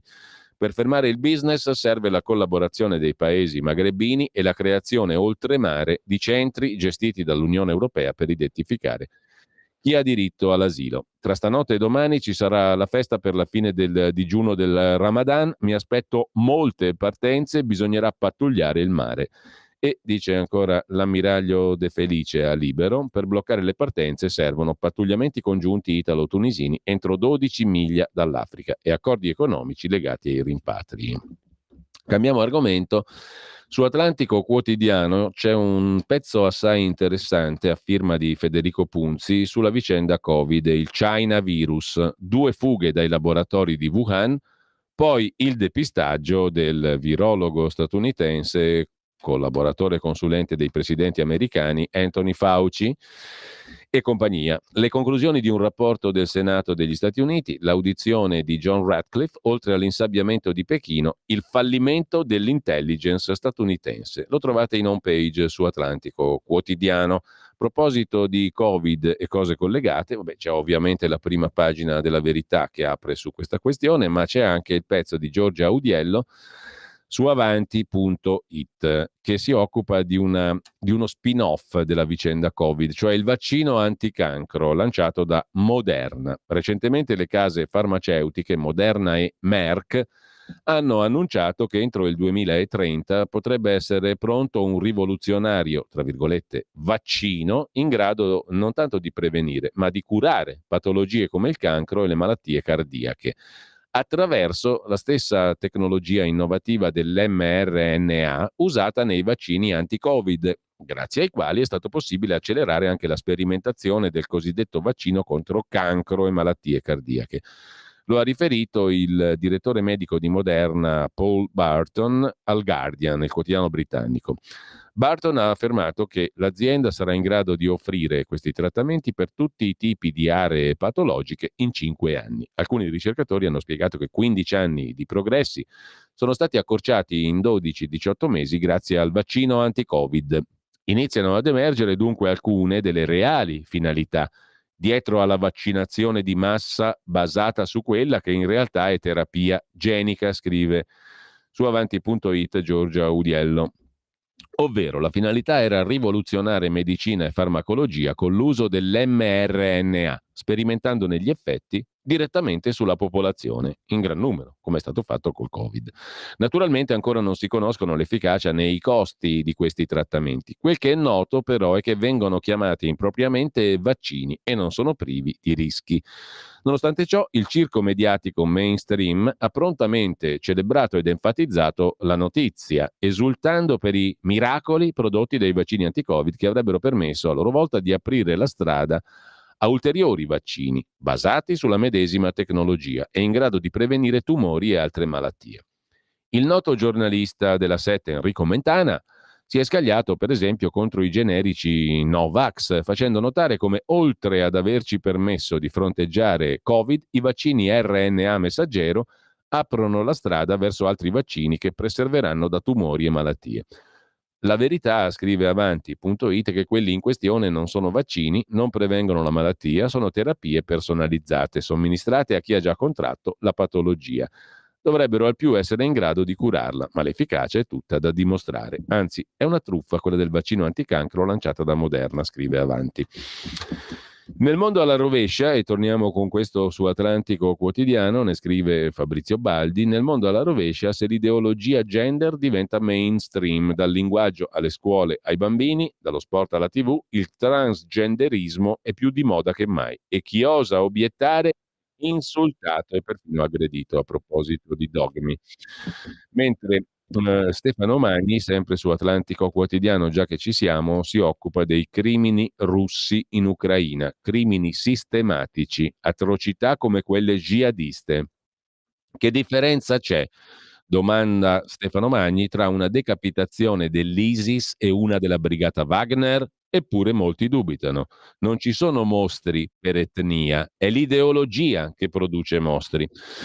Mentre a proposito di Russia e affini, lì vicino c'è la Georgia è uno dei supermarket degli uteri in affitto, se ne occupa oggi un'intera pagina di Avvenire. Abbandonata l'Ucraina, il turismo procreativo, madri in affitto, fa rotta verso Tbilisi, Georgia, dove le agenzie per la surrogazione di maternità si moltiplicano, così come le donne sfruttate, e l'ambasciata cerca di frenare gli italiani in cerca di figli in Georgia. A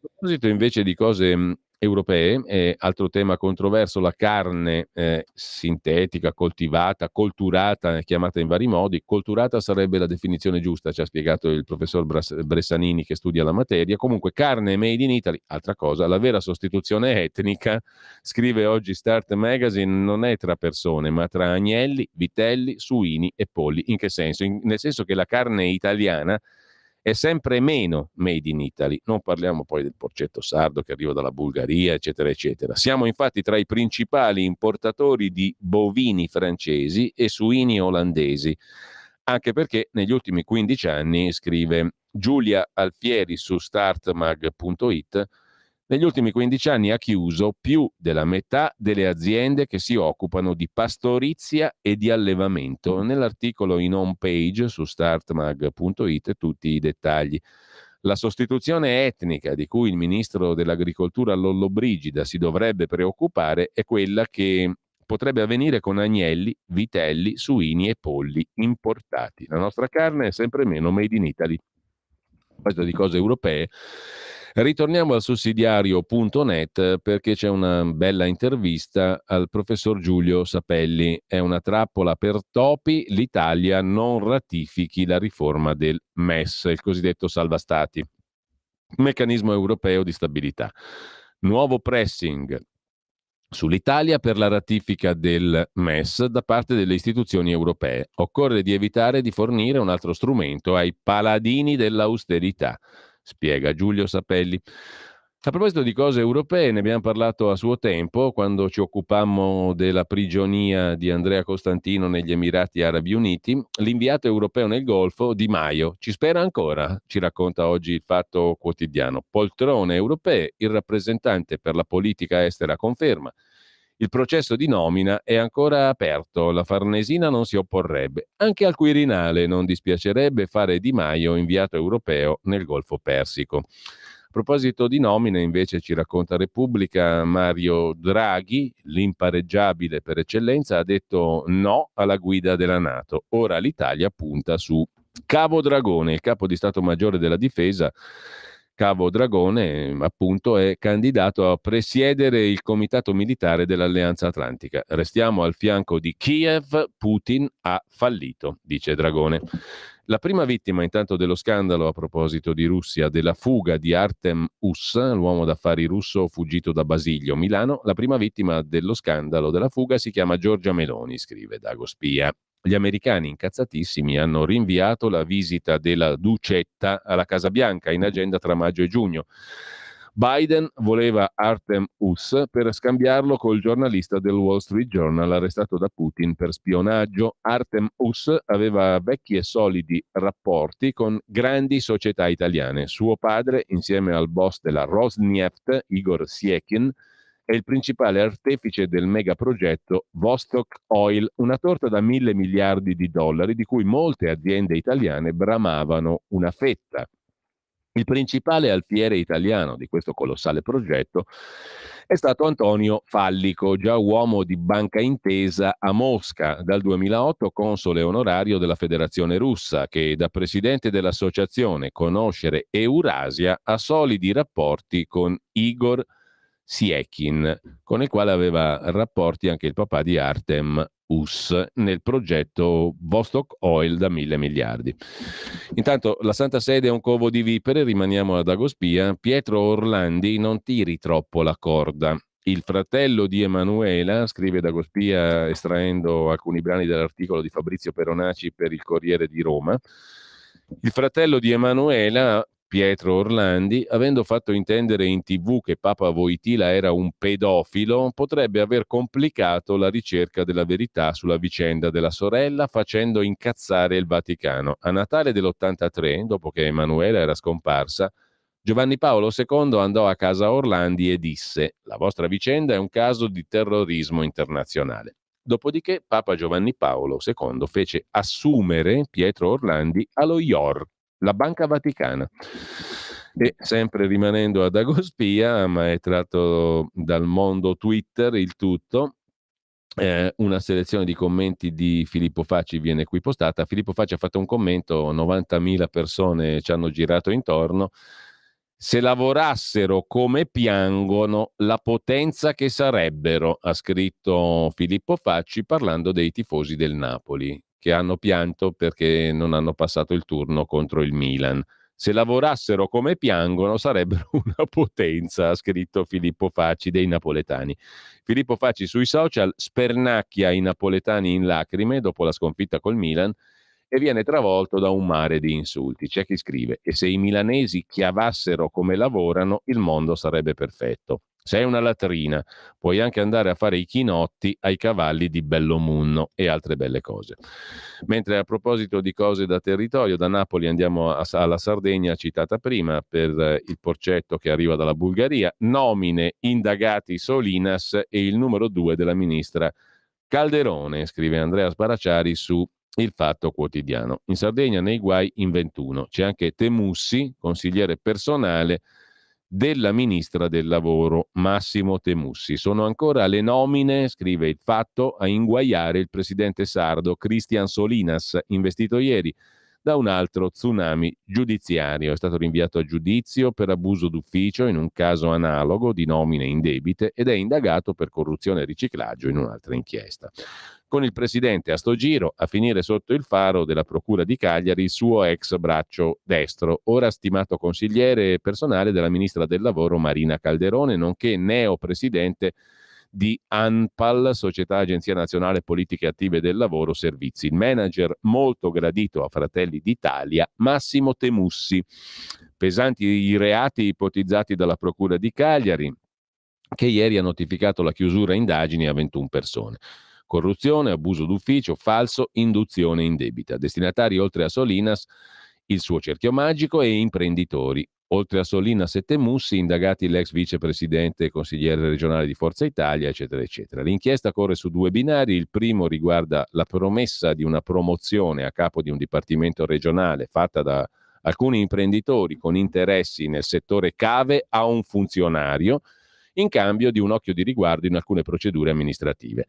L'altra questione invece verte sulle nomine volute e pilotate da Solinas e dai suoi uomini più fidati, Lancioni e Temussi, quest'ultimo oggi consigliere della ministra del lavoro Calderone. A unire i due filoni proprio l'opera del Temussi, che per la Procura di Cagliari sceglie commissari di gara amici, trasmette i desiderata di Solinas ad assessori e direttori generali della regione, teneva contatti con i dirigenti, in particolare con una dirigente da lui indicata come direttore del personale, eccetera, eccetera. Insomma, si vedrà.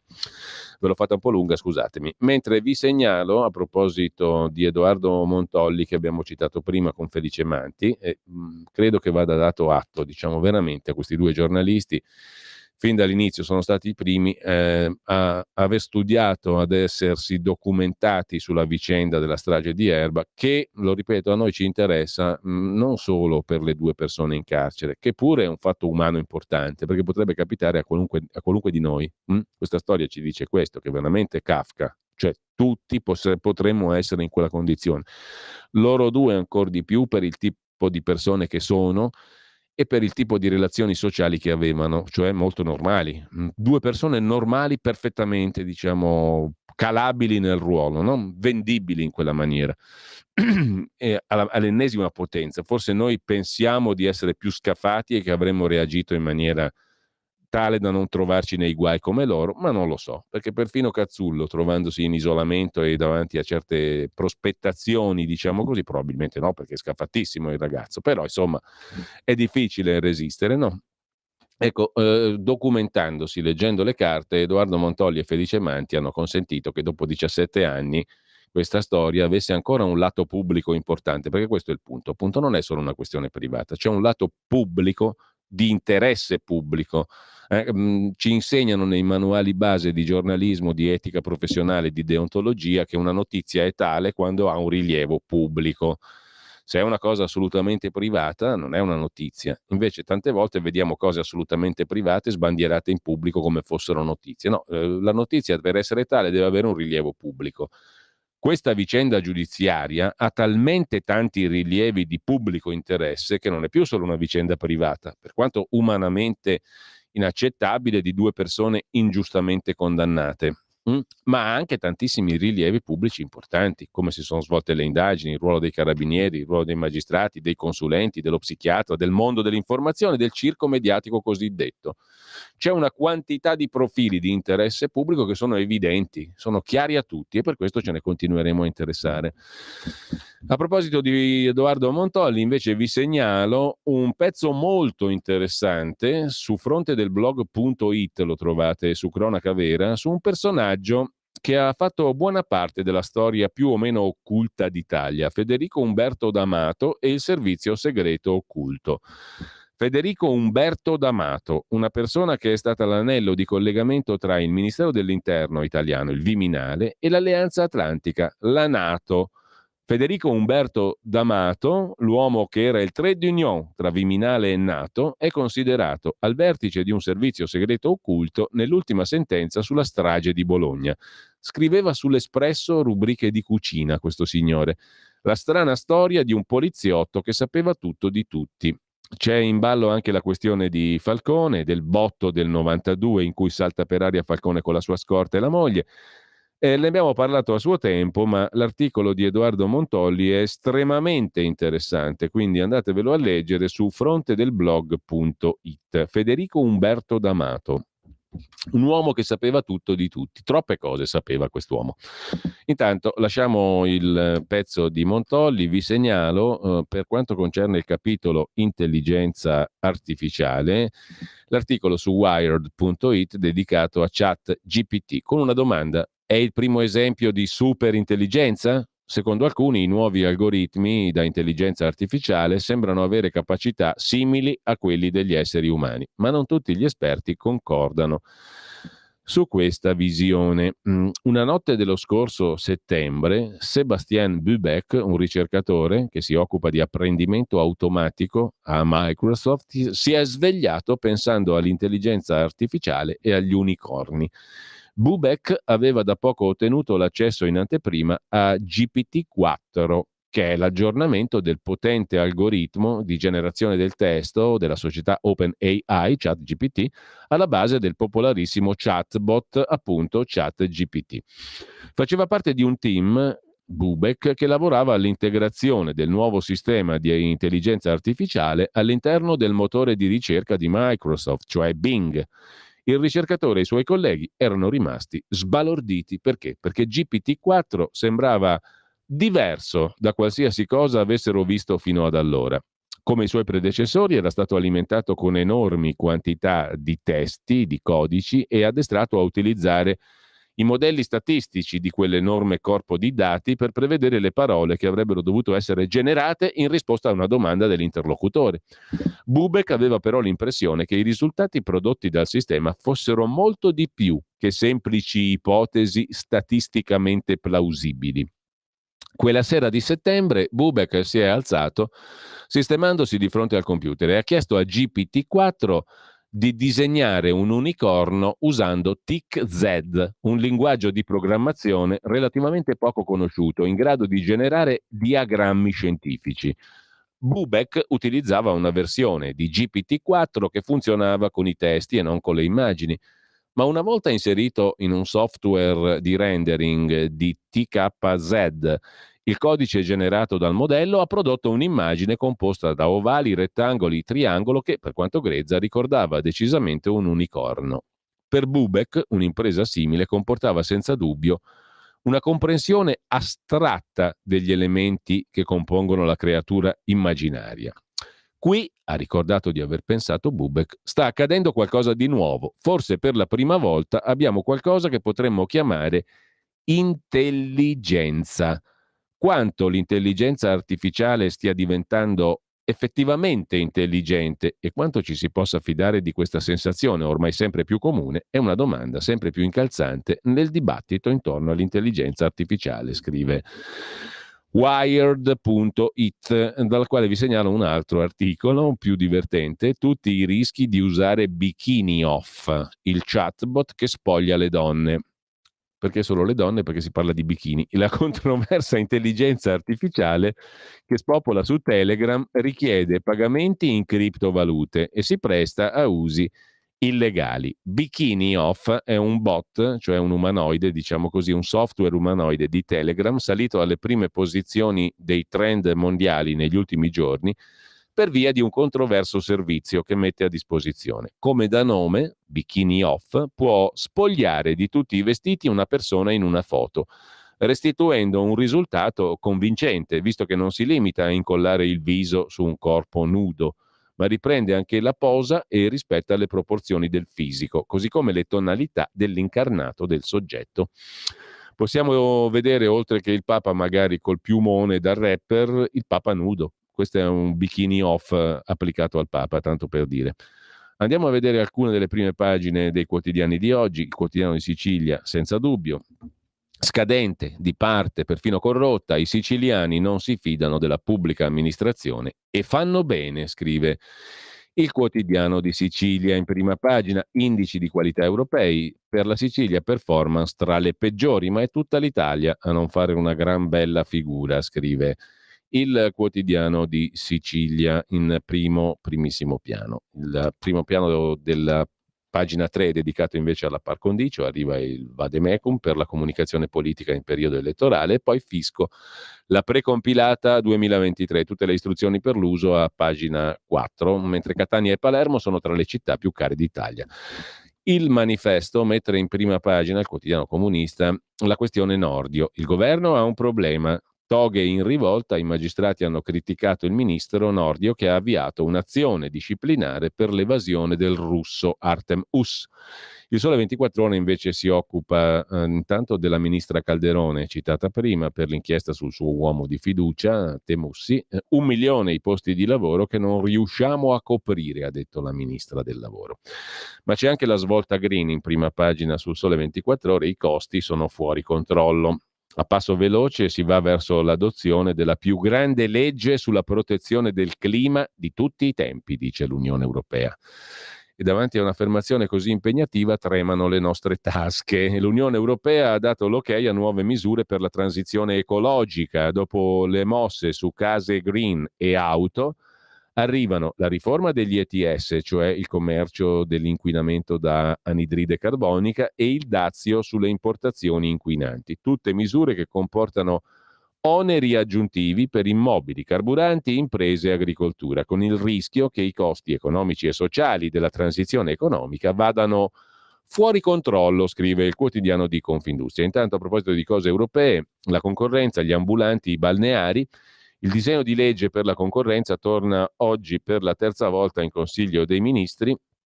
Per il commercio ambulante si va verso proroghe per gli attuali concessionari e poi gare per assecondare l'Unione Europea.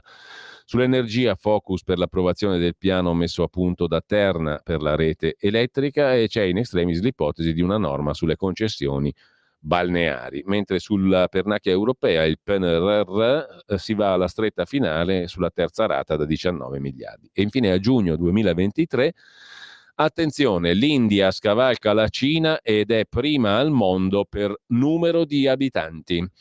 A giugno del 23. Il Foglio difende l'idea di Giorgetti, 2 figli, niente tasse, sarebbe un grido di battaglia vittorioso, scrive Giuliano Ferrara in prima pagina. Poi parla l'ex ministro Del Rio, favorevole a dialogare con Giorgetti su fisco, natalità e famiglia.